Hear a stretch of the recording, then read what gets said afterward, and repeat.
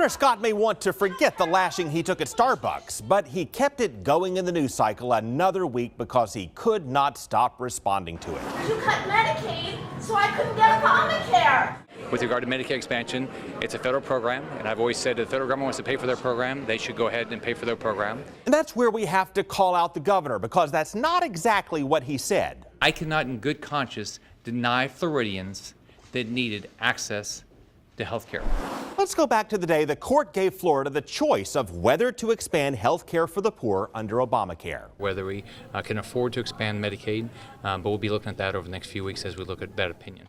Then later that same day, he went on our same network and said that he had already decided to block it. And when I called him on it, he just denied it.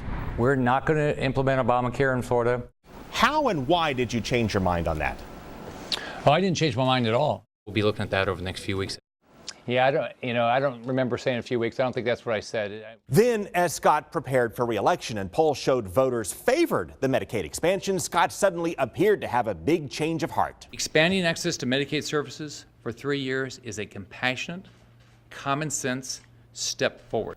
He said expanding Medicaid then was a matter of common sense, but notice he never said that he would act out of common sense. And after he won, he revealed that he had no interest in expanding health care for the poor. Are you going to push for Medicaid expansion in some form or another? I'm not going to stand in the way. That's what I've said. Well, he meant he wouldn't have to stand in the way because he would do nothing to get it going in the first place. But the Republican Senate took "I won't stand in the way" to mean something else. So you're telling me there's a chance? So Scott had to explain by "he won't stand in the way," he means that he will totally stand in the way. I'm not going to stand in the way. I'm not going to support it. To recap, Scott said he would take weeks to decide something he had already decided, then oppose federal money to help poor people until he needed their votes, at which point he invoked the memory of his departed mother and said that accepting federal money for poor people was a matter of compassion and common sense. Then after he won re-election, he fought it tooth and nail. Governor Rick Scott believes transparency matters. Now, the last time I pointed that out, the governor's press office called me to complain because I noted Scott's prior support of expanding Medicaid without noting his condition that it be fully funded by the feds for 3 years. But when I said, wait a minute, wasn't the Senate plan that he opposed also fully federally funded for 3 years?